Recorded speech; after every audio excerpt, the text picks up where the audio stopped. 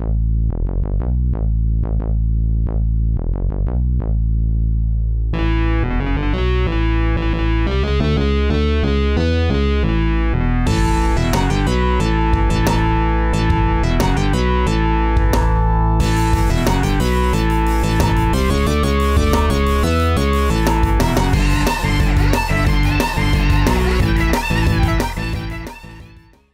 are live.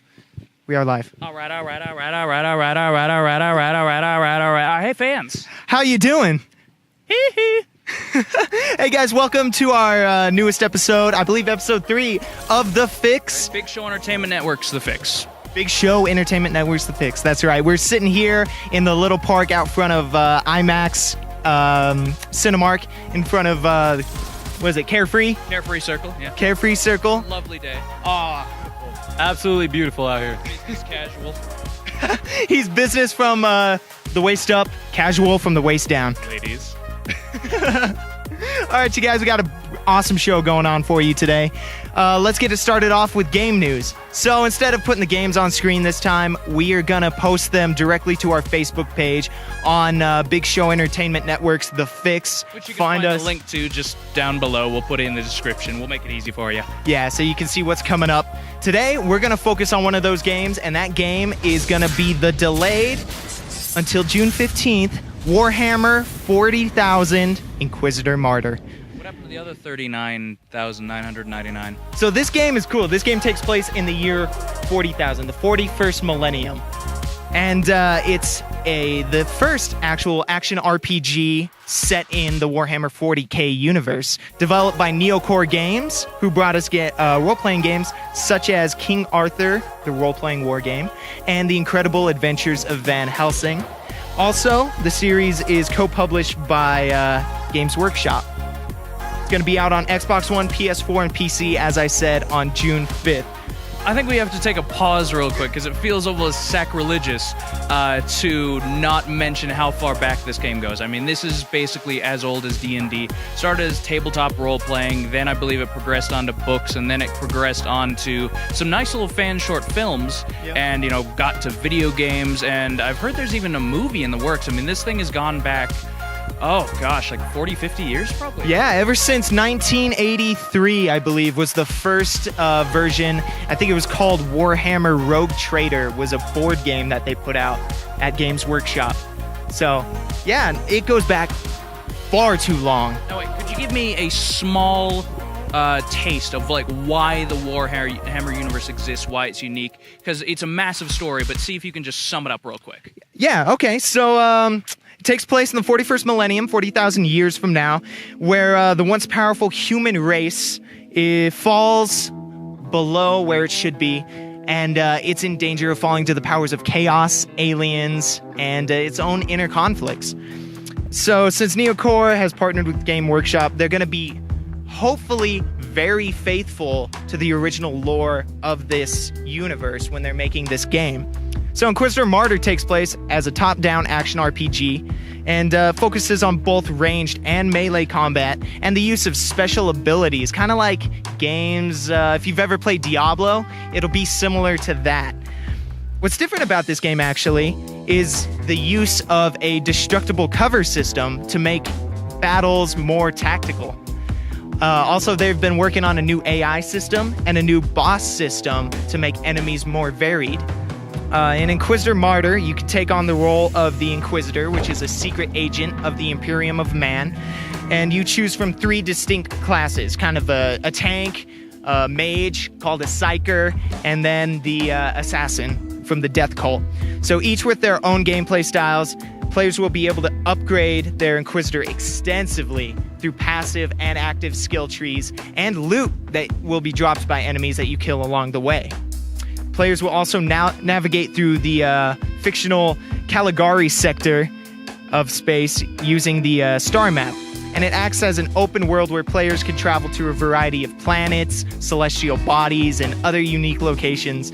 And some are actually randomly generated too. So there's going to be a lot to play continually, even after the main story is through and done with.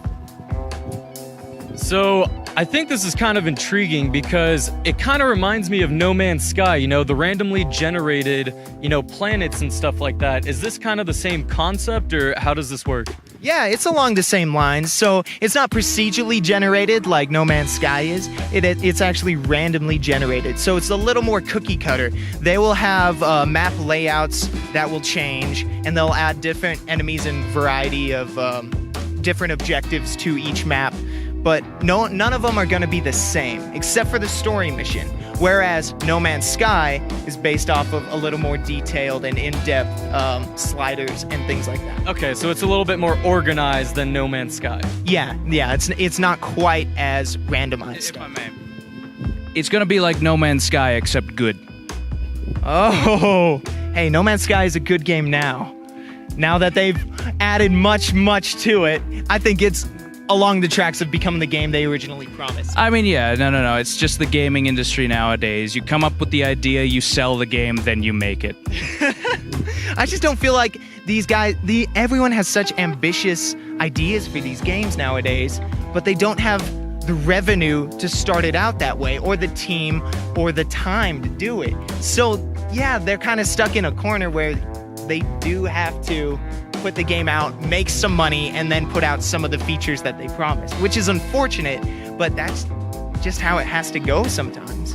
But with this game, I believe this game was started on Kickstarter and got a great amount of funding, so it does have a good platform base from a great developer, NeocoreGames. So a single-player storyline is going to be so long in this game. It's going to have tons of decisions that will actually affect the game world itself, the entire Caligari sector. And beside the story mode, there's another mode called the Inquisitorial Campaign, which brings not only 4-player online co-op, but couch co-op, something we haven't seen Yes, one of our favorites. in quite a long time. So I'm going to be sitting down playing with these fools, hopefully when the game comes out. But what's also cool is the story of the Inquisitorial Campaign will be based off of community input. So that means players worldwide are going to make decisions of how the fate of the Caligari sector will unfold, and it's going to be persistent in the game world. You can't go back and change these decisions that you make. It's all for one and one for all. So that Neocore is also going to be dropping new locations, new storylines, free updates, and other wealths of content, all free for this game continually as the game comes out and more people start playing it. So there's going to be plenty to do even after the game is released. So I guess you could say it's really a game that's like, I don't know, supercharged or maybe even turbocharged with content. You could say that. Kevin, what would you have to say about that? Well, let me tell you, Chase. All right, today in the car segment, we're going to be talking about turbochargers and superchargers, and which I actually prefer. Now, turbochargers and superchargers both produce more horsepower for your car. How exactly does this work? Which is better? And what does each cost? Let's begin with the turbocharger. How does it work? Well, it uses the exhaust from your engine to spool up a turbine which powers a compressor. This compressor then takes air from the outside and shoots it into your engine. This means that the turbocharger itself is very efficient. It uses something that your car, would normally produce as waste and then reuses it to give your car more horsepower. So it's reusing the exhaust that it emits to help your car get a little bit more power. Right, that is right. Okay. Now let's talk about the supercharger. The supercharger itself uses the engine to get more power. That's right, it takes power from the engine to produce even more power. Now, a lot of people are up in arms about this because how are you going to take power to make more power? But believe it or not, it actually works. How does it work? Well, it's very similar to the turbocharger. It has a compressor that spools up and it shoots air into the engine, giving your engine more horsepower. Now that we talked about both, let's look at some pros and cons of each, shall we? Let's start with the turbocharger. Some pros of the turbocharger: it's very efficient, right? Like I said, it uses the exhaust from your car, which otherwise would have gone to waste. It can downsize the size of your engine. So instead of having this big, massive, heavy engine, it's going to have a smaller engine that produces the same amount of power with this turbocharger. It also is a lot cheaper than the supercharger. Probably about half the price, isn't it? Right. Superchargers are about double the price of turbochargers. They're very good for diesels because diesels have low RPMs, so you can actually tune the turbocharger to give your diesel a lot more horsepower. Now, some cons. A huge drawback to the turbocharger, it has lag. And by lag, I mean it takes a second for the turbocharger to actually spool up by getting enough exhaust from the engine. So you're going to be sitting on the line just a little bit longer than probably the supercharger will. Right. Which we'll get to, I'm sure. Exactly. So it's not going to be full 100% power instantly. It actually takes, a second or two to get spooled up and give you that power that you're looking for. Gotcha. Now that being said, it can get kind of tricky. So when you put your foot down, you're not going to be getting, maximum power. You think you're getting maximum power, but you're not. Then 1 to 2 seconds later, you just get a surge of power. So if you're going around a corner, flooring it, think you're doing good with power and everything, you could get a surge of power last second and you could spin out or something. So that's a huge con. Another con is they require oil lubricant. Now, majority of the time, this comes from the engine, which is another downside. It can actually degrade your engine oil much faster than it normally would, right? That's about all the cons for the turbocharger. Let's talk about the supercharger. All right, let's start with some supercharger pros. A huge plus right away, there is no lag. So you put your foot down, you're getting maximum power and everything, no weight involved. Superchargers also give you a nice even flow of power, right? So when I was talking about the turbocharger, if you're going around a corner 2 seconds later, you could be getting a surge of power. With the supercharger, it's just a nice even flow, You put your foot down a little bit, you get a little bit of power. You put your foot down a lot, you're going to get a lot of power. Very simple. Another huge plus, there is no oil lubricant. That means you don't have to worry about your engine oil getting trashed from the supercharger, unlike the turbocharger. Now, some cons. Probably the biggest con, it's double the price. Another huge drawback, it actually takes power from your engine to produce more power. So if you have, say, 400 horsepower, it's going to drop down to 350.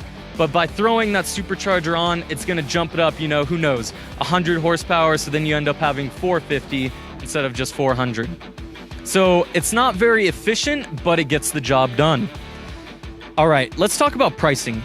Turbochargers themselves, average price is around $1 to $3 grand. It's not too bad. On the other hand, superchargers go for around $3 to $6 grand. Yeah, that's very pricey. Steep for me. Oh yeah, very. How much my car itself costs. Right. So if you have money, I would personally prefer the supercharger. I like knowing how much power I'm getting when I put my foot down, not guessing, when is this gonna turbocharger kick in and everything. I just don't like dealing with the lag. I like knowing how much power I have immediately. Now, based off of that, how do you guys feel about this? What would you prefer? So yeah, supercharger, of course, is going to be more clean when you're going to put your foot down. I like getting off the line with as much power as possible. Like an electric car, it's just going to go. Thing is, I would imagine that, some cars would be better suited to have a supercharger than a turbo, and vice versa. I would think maybe something like a Dodge Hellcat, you would want a supercharger on because it already has that power in the engine. Meanwhile, if you're trying to soup up, say, my Honda Civic, small engine, you're not going to have that power to waste. A supercharger might not be the way to go. You could put a turbocharger in for cheaper and still have something that runs pretty well. Exactly. So if you have a huge, mighty engine already, a V8 or something, supercharger's the way to go. If you're kind of tight on money, turbocharger. If you have a smaller engine, turbocharger. You just got to be, weighing out the pros and cons of everything. Jeffrey, how do you feel about it? So I think a lot of you out there, maybe not as many as I think, are equally confused about what is going on. From what I've heard so far, there are these things called cars. They may or may not use gas. They can have between 4 to 7 wheels, depending on what part of the country you're in. And occasionally, they are charged either turbulously or superfluously. So yeah. Which one was the one that helps you take off the line faster? That's the supercharger. That's the supercharger. The more expensive one. Yeah, I don't know. I kind of go with the turbo because I like a little bit of lag. I like some time to relax. I want to really scare people, when it finally kicks in, pedal to the metal, and then, I can, and they're like, hold on. And they're like, what? I thought your brother had a turbocharger in one of his old cars. Do you remember the sound would not know. it used to make? It makes a very specific sound. What does that sound like? Right? But anyway, yeah, I think probably the turbocharger would be the one for me. And also, I think you would be a very good dad with putting your foot down over there, Daddy. Oh, wait. You did not just call me daddy. Also in the car segment, we have some races going on today. We have the Monaco Grand Prix, which is Formula One. Shout out Daniel Ricciardo for winning that. You're the man. We also have the Indianapolis 500, which is IndyCar, and the Coca-Cola 600, which is NASCAR. Good luck to all you fellas out there, and happy racing. You know why they call it NASCAR, right? Why do they call it NASCAR, Jeffrey? Because one of those cars drove through a hillbilly neighborhood and everyone went, "That's a nice car." Thank you for that, Jeffrey. And that's it for the car segment today. Hope you guys enjoyed it. Jeffrey, what do you have for us today? Got a nice bright orange microphone right in my face. I'm going to use it to enlighten you guys today. So I'm going to take you on a little bit of a journey. We're going to go some Neil deGrasse Tyson, Carl Sagan right now. We're going back to the beginning of the universe, the beginning of time, right? And then something happens. We're not verdict is still out on what exactly happened, but something happens, and then there are things. Now, while those things are there, we get created somewhere eventually along the way. We evolve from some missing link of some sort. Still, like the Stone Age, and then it progresses. Possibly onward. the Yeti, yeah. Yeah. And so once we move on from there, we start getting this thing called technology. Now, technology starts out as like rocks and stones and stuff like that. And then once we get around the 1900s, we get the industrial era. We get cars. We get lots of cars, and they're really cool. And then after that, we get some expanses in music. We have Queen, we have Led Zeppelin, we have Meatloaf, like all these amazing bands popping out of there. And then we come around to what we have now, which I would call the era of the gamer. It's this whole society that's really taken a liking to gaming. I mean, gaming did not used to be a popular thing. You used to get beat up for gaming, in fact. Yeah, what, like 30 years ago? Oh, yeah, less than that. Believe me, like a couple days ago, brother.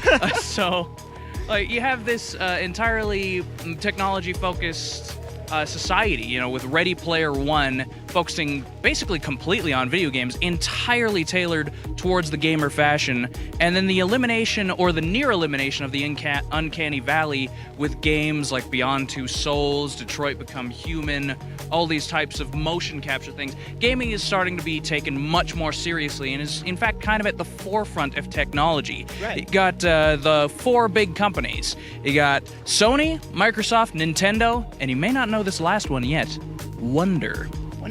Yes. So we've got Yves Bahar and Andy Kleinman of Disney and Zynga, respectively. Now, they've quit these large companies to go and pursue a rather odd thing that you wouldn't really think about. What's that? A gaming phone. Now, this has been tried a couple times, and a few of you, I think, might know what you're thinking. And if you're not thinking it, nobody would blame you, because they're kind of forgettable.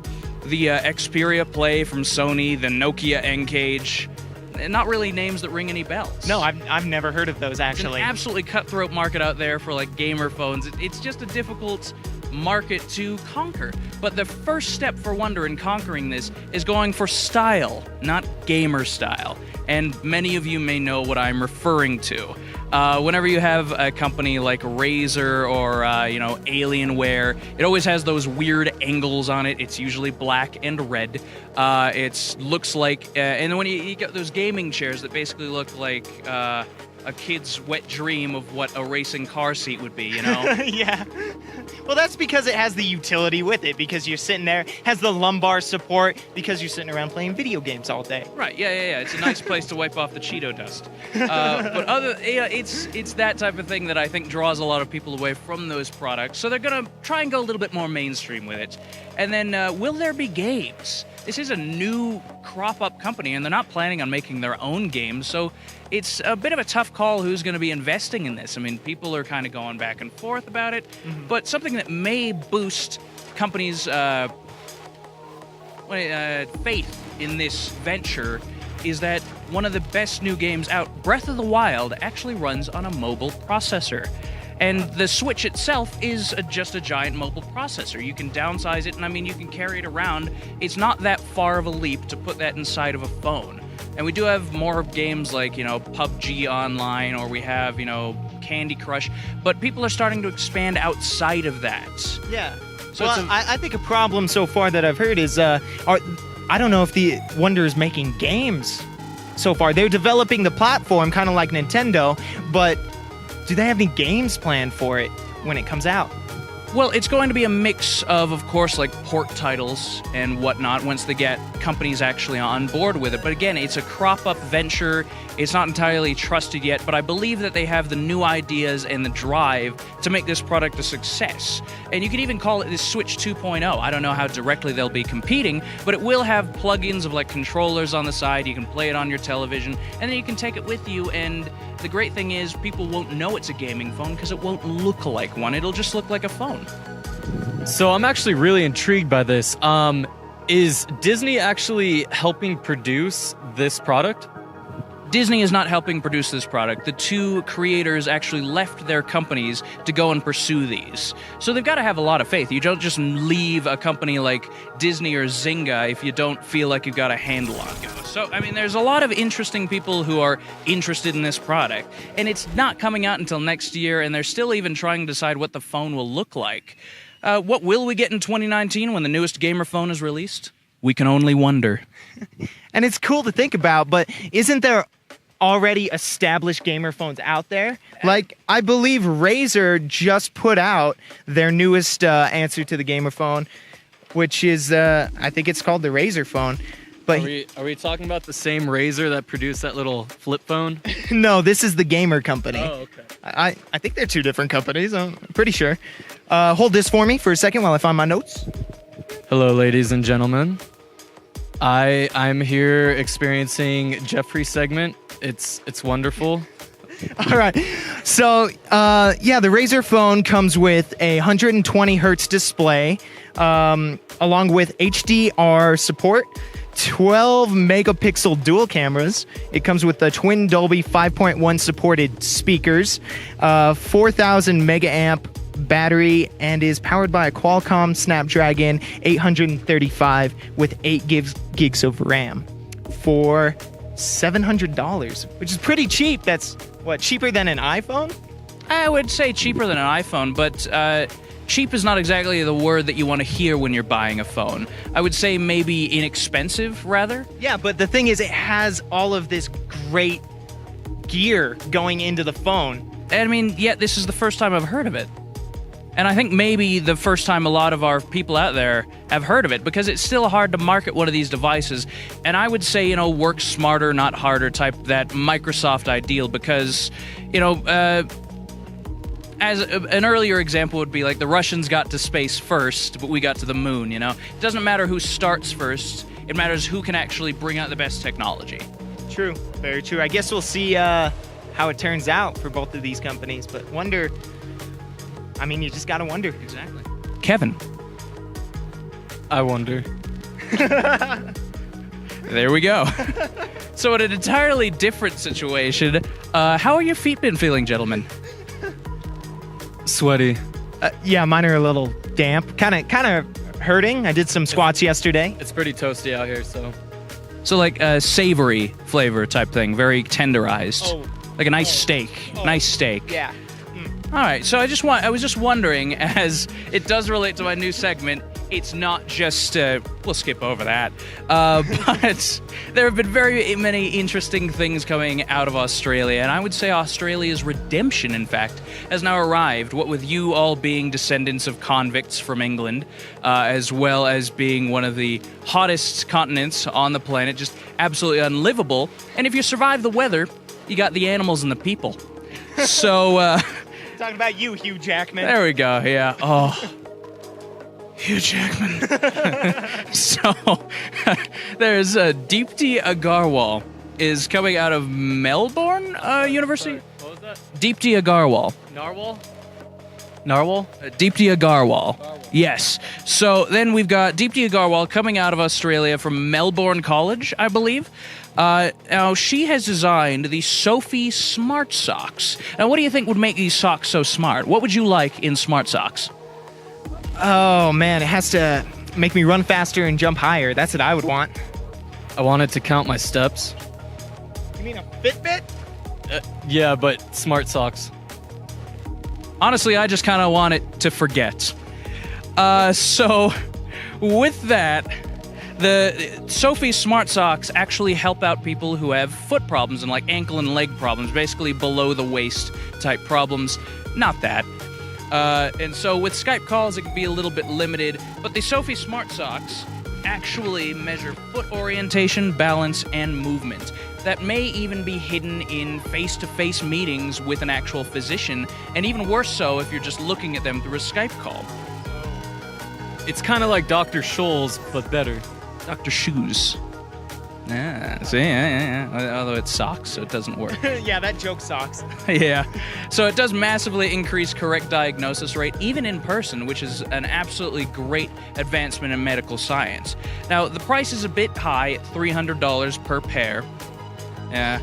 But the price drop is expected during commercialization process, and once, the technology becomes a little bit cheaper to make. Yeah, well, that's still cheaper than, say, 2 doctor's visits. You have to have your preliminary, and then you go on and, get a follow-up. So, still cheaper. Exactly. I mean, this won't discount those doctor's visits, but it'll more of discount the need to go back and forth. That's almost a full tank of gas depending on where you're going. I guess that's fair.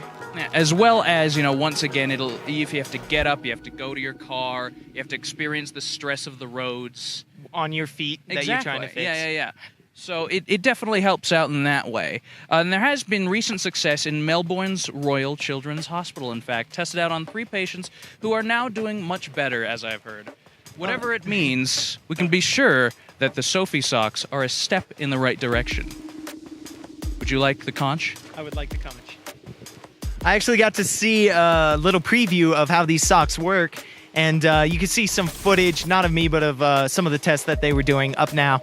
And as you see, they give a on-screen representation of exactly what your feet are doing. And you can see that this would be very beneficial in someone who has a leg injury, say in sports, and they need rehabilitation. This is gonna help them in ways that you can't just look at a foot, feel it, and know exactly what's going on. No, this is definitely going to give you more information. So is it consistently recording data as you're walking and everything?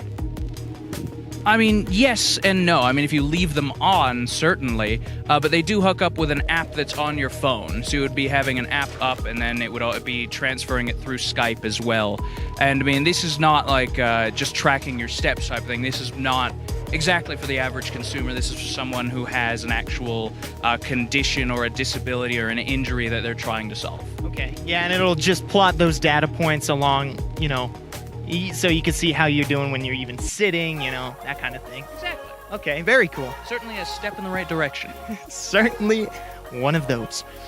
All right, you guys. So, thank you so much for joining us for our 3rd episode of The Fix.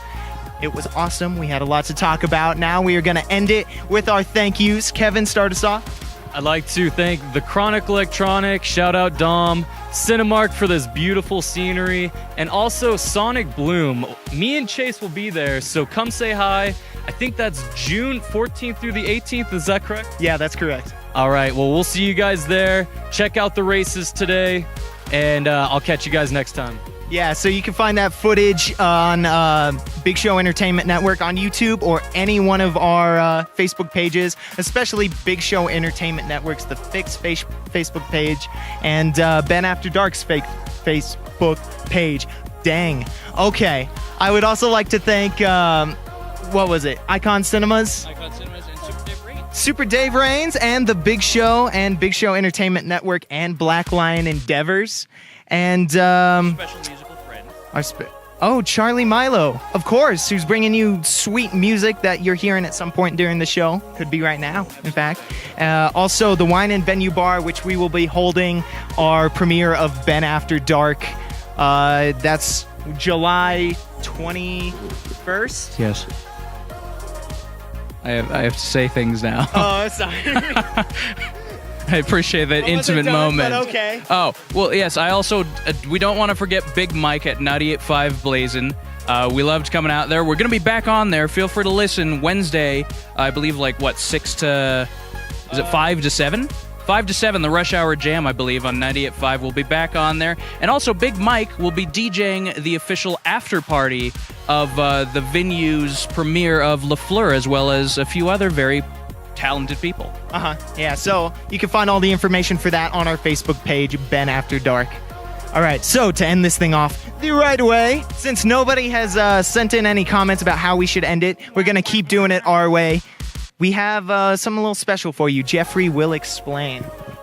So we've got a little improv exercise. Figured that some of you may not have seen The Addicts. If you want to go back and watch The Addicts, we'll put a link to that. We do lots of fun stuff. This is just a little taste of what you may get in this improv game called Salesman, where Kevin over there is going to try to sell those candies to Chase. Then he's going to sell them to me, and I'm going to sell them back to Kevin. You cannot make any accurate or reasonable statements about these candies. They have to be as outlandish and crazy as possible. And once somebody says sold, you take it and you do the same to the next person. So Kevin, sell those candies to Chase.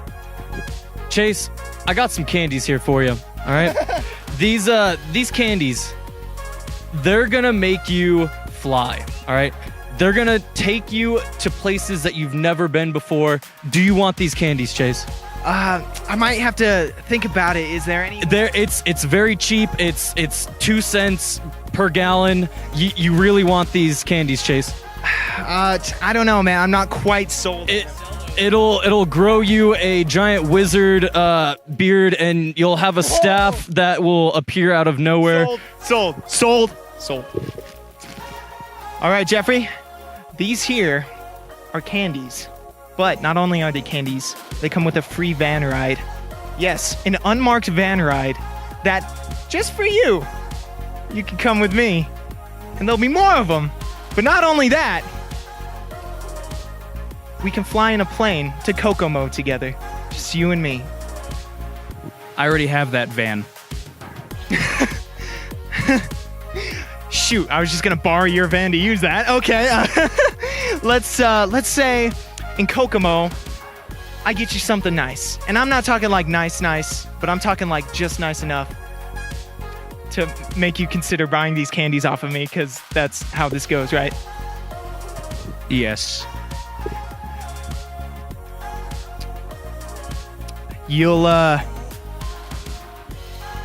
Jeffrey, you'll be able to forget your past mistakes. All right, Kevin, I got some nice candies for you, man. I brought them by with just so much love and hope, and they'll help you with your little problem.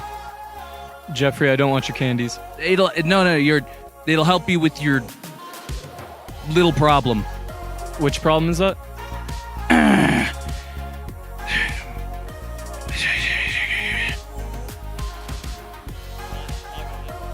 Well, it'll give you wings in your cheeks. Cheek wings. That just infinite spicy wings spilling into your cheeks. They just automatically go into your mouth. Oh, I know this. Kevin? Sweeten the deal. Kevin? With this, you also get a 6-pack of beer. Sold. There you go, guys. That's us. We're the Addicts, and we're bringing you Big Show Entertainment Network's The Fix. Feel free to catch us next week. Oh, take it easy. Yeah, take it easy. Kevin? Take it easy, sleazy. Oh. and follow us to the next tier. Oh yes, and like, share, and subscribe. Bye. Okay.